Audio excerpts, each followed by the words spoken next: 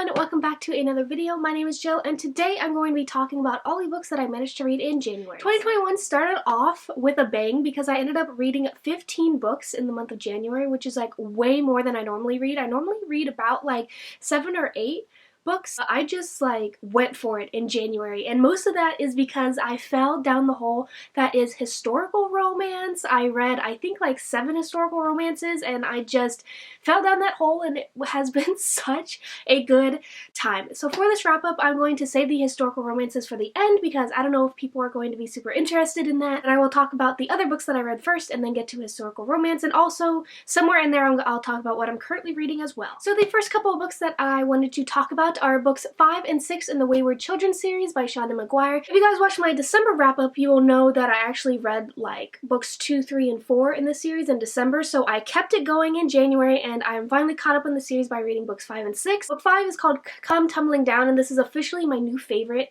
in the entire series, and like I looked on Goodreads and some people don't like this book, which absolutely blows my mind. I don't know why people don't like it. It is my absolute favorite now, probably just because I'm so biased towards Jack and Jill's story. I just think like their world is just so interesting. Anyway, if you guys are unfamiliar, the Wayward Children series is basically, it follows all of these various kids, and if they are not really doing well in the real world, they find doors to these magical worlds that are perfectly suited for them. And some of the books take place in the real world as these kids kind of come together at this school filled with kids that are just like them, and some of them take place solely in the different world. And number 5, Come Tumbling Down, kind of does both. It takes place in the real world for at least a little bit. It is mostly just in Jack and Jill's world, which is like heavily inspired by like gothic novels, so think like a combination of like Frankenstein and Dracula into like one world. It was just like so freaking cool. I love it. I love Jack and Jill's world and their story so much, and this is like the conclusion to it. And then number 6 is called Across the Green Grass Fields, and this just came out actually in January, but this basically follows an intersex girl named Reagan, and she is basically a horse girl.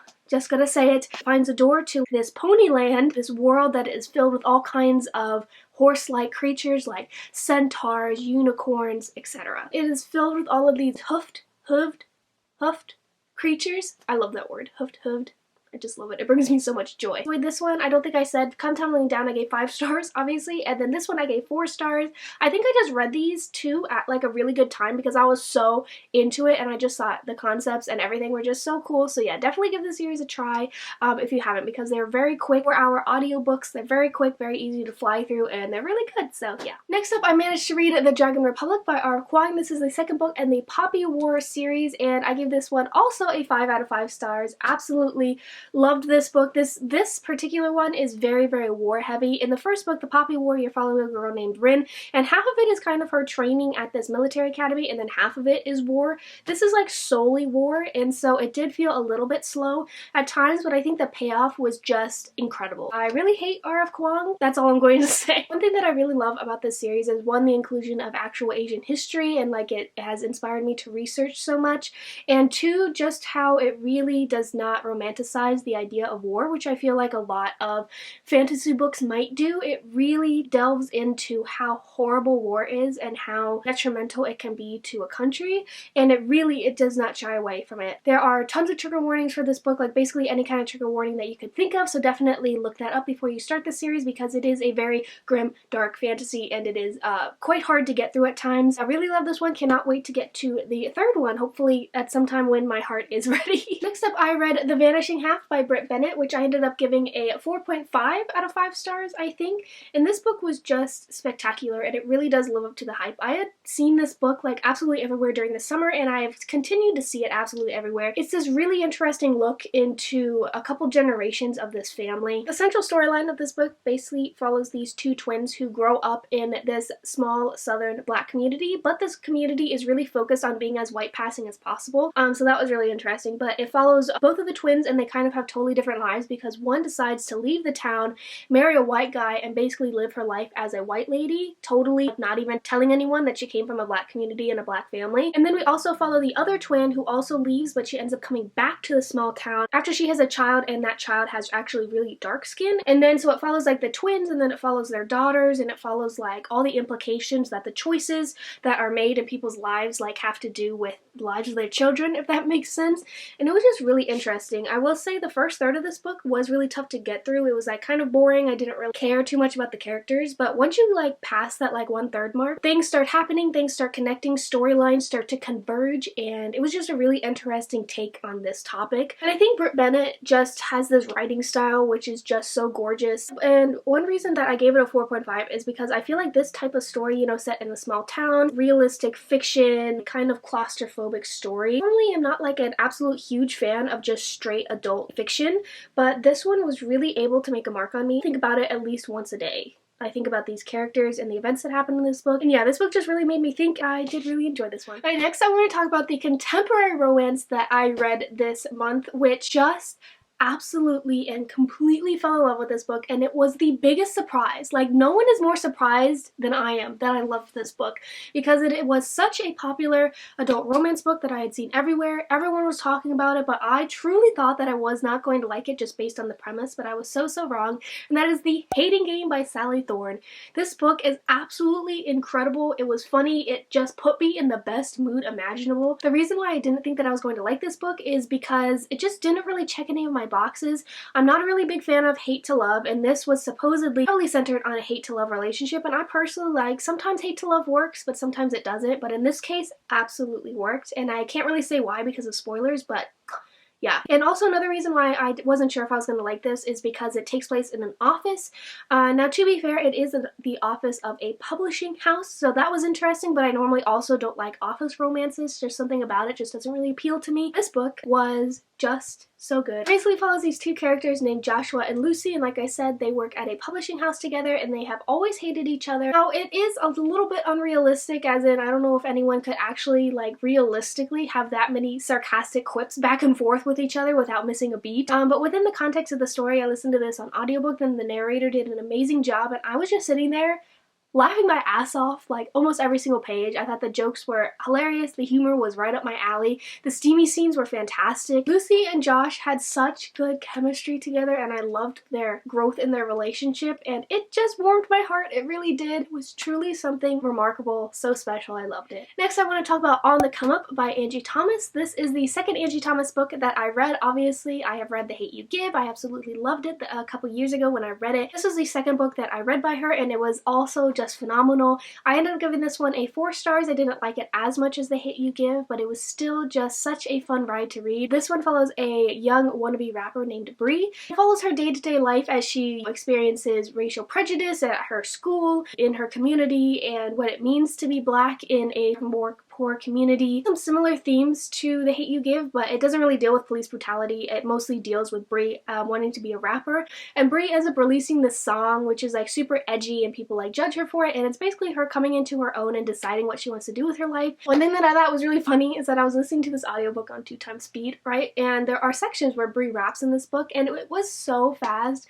I literally had to slow down the audiobook because I could not understand a single word that Brit was saying because she was talking so fast in this audiobook. I just thought that that was really funny. Anyway, so yeah, Angie Thomas, a brilliant writer. I will basically read whatever she puts out eventually. So next I have an audiobook that I actually finished listening to in one day, which seems like it would mean that I really liked it, but actually it was kind of the opposite, and that is I'll Be the One by Lyla Lee.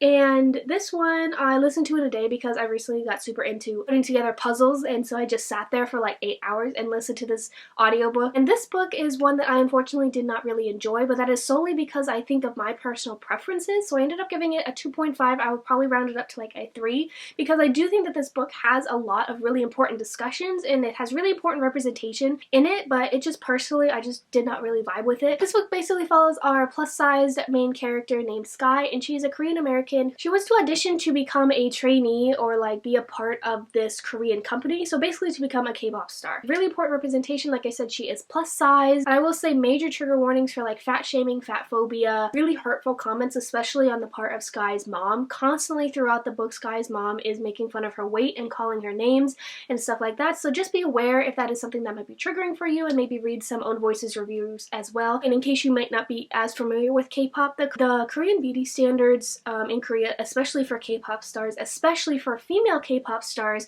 is absolutely cutthroat. You have to be of a certain body type. It is very specific, the body type that they are looking for, and so that's what makes this book so like remarkable, and like the subject matter matter. So I'm so glad that this book exists because it does follow a plus size main character, and she does have to deal with kind of breaking into those prejudices of wanting to be a plus size Korean female idol. So for that, I really commend the author, and I think this book accomplished exactly what it set out to do. The main reason why this didn't work is that I love K-pop. I absolutely love K-pop. If you didn't know that about me, you know, have been into K-pop for, 4 years now. I don't think that I will ever like a YA book about K-pop. It's just something about it that I cannot describe that I just do not enjoy reading about.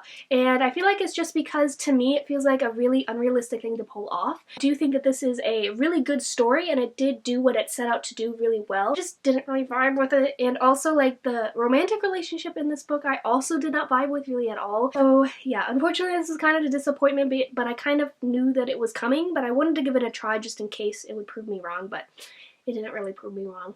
Anyway, and the last book I read before I get into my historical romance books is a book that I read for one of my classes, and that is The Abolition of White Democracy by Olson. I accidentally left this book at my dorm. I'm sorry. So the class I'm taking is basically called like Disrupting Whiteness, and it is a class all about whiteness and white privilege and white supremacy and how we can combat that and like the everyday ways that white supremacy is presented in our lives. And this book really sets out a lot of how whiteness came to be and how it was really like a political move, combats a lot of the common arguments like the colorblind argument, multicultural argument. This is basically a book about racial theory, or especially like whiteness theory, and this class is teaching me more than I think I've ever learned in college, except maybe when I was learning Korean. I'm not going to give it a rating or anything because that feels a little bit weird, but this book was really eye-opening and I did enjoy reading it. Okay, so now we are getting into my historical romance part of this video. Some of you guys won't care, some of you guys might care, I don't know, but I'm just going to gush about these books. Basically what happened is I watched Bridgerton on Netflix, which I just absolutely fell in love with. Of course, the show Bridgerton, everyone has been talking about it, but it does contain some problematic content, especially because there is a really problematic scene, and that is a rape or sexual assault, so it does contain some problematic content. Overall, I really enjoyed just the atmosphere of the show and the drama and the tea, and I just loved it, and just really made me want to pick up some historical romances in book form. I had my first historical romance back in like October, September, something like that, and I did not really love it, and then I read another one in like November and I did really enjoy it. This month was really when I fell down the hole of like all the historical romance booktubers and romance tube and all that stuff like that, and I just absolutely fell in love with the entire community and all the books, and I've been slowly, or I guess kind of quickly, making my way through some of the big authors that are within the genre. I actually bought some historical romances off of thrift books. For me, they were such an escapism read and they're just so fun. I'll just get into the 7 historical romances that I read in January. I'm going to start with my 2 favorites, or I guess my favorite author, for the heck of it, because I just love these books so much. And the first one I want to talk about is Mine Till Midnight by Kleypas,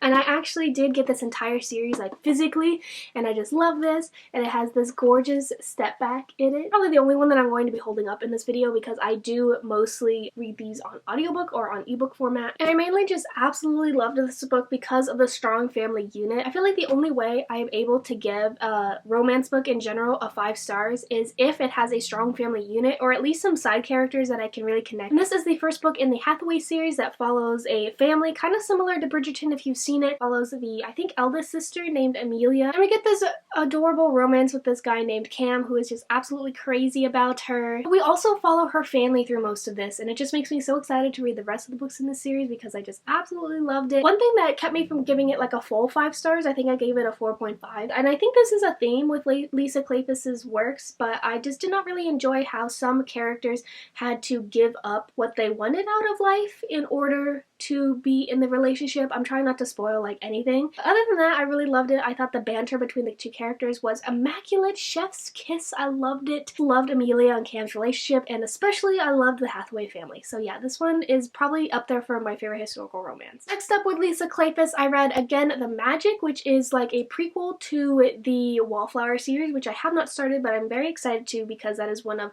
Lisa Kleypas's like most popular works, I feel like. Yeah, and I loved this book. I think I gave it a 4.75, so technically I think I liked it more than Mine Till Midnight, but they kind of like blur together because they were both so great. But the reason why I just loved this book so much is because it is a second chance romance, and my favorite trope is second chance romance or a childhood friends to lovers. I just love that concept, and I feel like it can do no wrong in my mind. This is a different class romance to where our heroine is is super wealthy. She is like the daughter of this gentleman. I kind of forget the ranks here, but then the hero is actually a stable boy, so they're not supposed to be together, but they do end up falling in love. But then the hero is actually sent away by the heroine's father. Then the hero actually comes back much later as a wealthy man, and then they start to connect again. And this is actually two romances in one, which I thought was a really interesting take. The hero and the heroine as like the main couple, but then we also follow the heroine's sister and her love story, and I just absolutely loved it. I loved getting the two romances in one, even though it meant that the second romance with the heroine's sister was not developed like as much. I still really enjoyed that we got like more than one. So steamy and so cute. There were a couple lines in this book. I probably would have given it 5 stars if there weren't for these couple of lines in this book that kind of made me uncomfortable. I'm not going to say what they are because of spoilers, but there were a couple lines in here that just kind of were okay, especially on the hero's part. Other than that, I just love this book. Again, banter A+. I feel like Lisa Kleypas is so good at banter.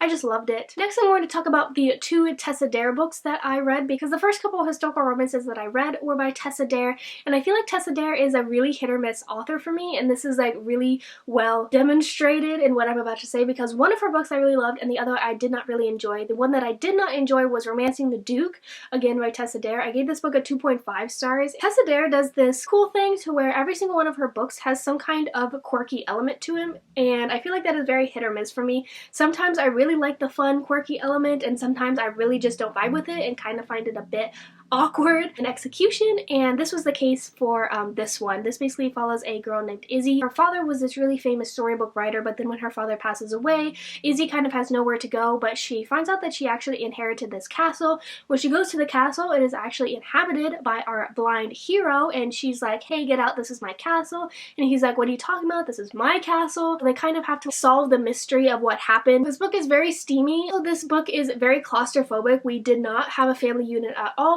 We don't have any really side characters that I particularly connected to, so that's another reason why I didn't really enjoy it. It was very claustrophobic. I felt like we were only talking about the like main couple and there wasn't really much else variety, and so it just felt a little repetitive and a bit, like I said, claustrophobic is the best word I can think of to describe it. On the other hand, we have a book that I actually really enjoyed by Tessa Dare, and that is When a Scot Ties the Knot, the 3rd book in the Castles Ever After series. So I skipped the 2nd book and I just read this 3rd one because it is considered a standalone. Follow our heroine, and she really doesn't want to get married, but she's supposed to get married, and so she basically makes up this person that she met who is in the military. It's a Scottish guy, and she's like, oh my god, we met and we fell in love, but he's in the military now, let me send him all these letters, but he actually doesn't exist, or so Izzy thinks.